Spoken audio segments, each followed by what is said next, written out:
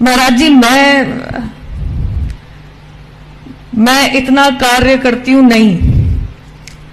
ये धर्म इकलौता मेरा नहीं है, ये सब हम सभी का है, और इसकी रक्षा केवल मैं करूं, ये उद्देश्य भी मेरे हिसाब से इस लायक शायद मुझे भगवान ने समझा भी नहीं है। परंतु सनातनियों के लिए, हिंदुओं के लिए और कोई देश भी नहीं है, यह सत्य हम सबको भी पता है। जब ऊंचे पदों पर बैठे लोग कह देते हैं हिंदू हिंसक हैं,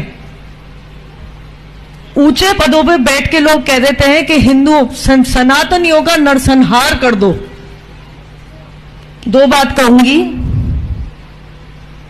जो मैंने देखा है पिछले 2 साल में, सनातनियों का नरसंहार करने की कोशिश की गई, क्योंकि शायद व्हाट्सएप पे, फेसबुक पे कुछ लिख दिया और कुछ ऐसा उल्टा सीधा नहीं लिखा। और अगर हिंदू हिंसक होता तो एक हिंदू सनातनी बेटी को इस सुरक्षा घेरे में अपने ही देश में अपनी आजादी गंवा के रहने की नौबत नहीं आती।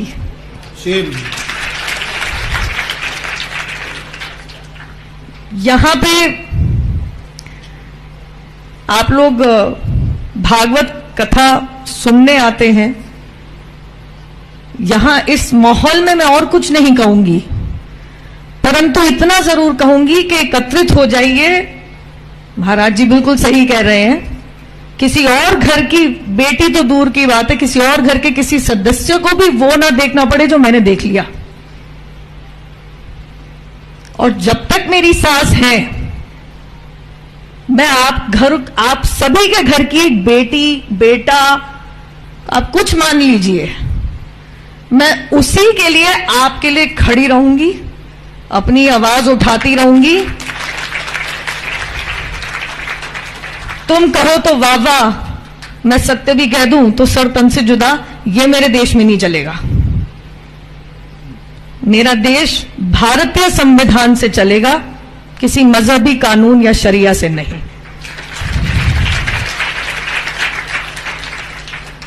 भारत माता की, मुझे आवाज ही नहीं आई आप लोगों की।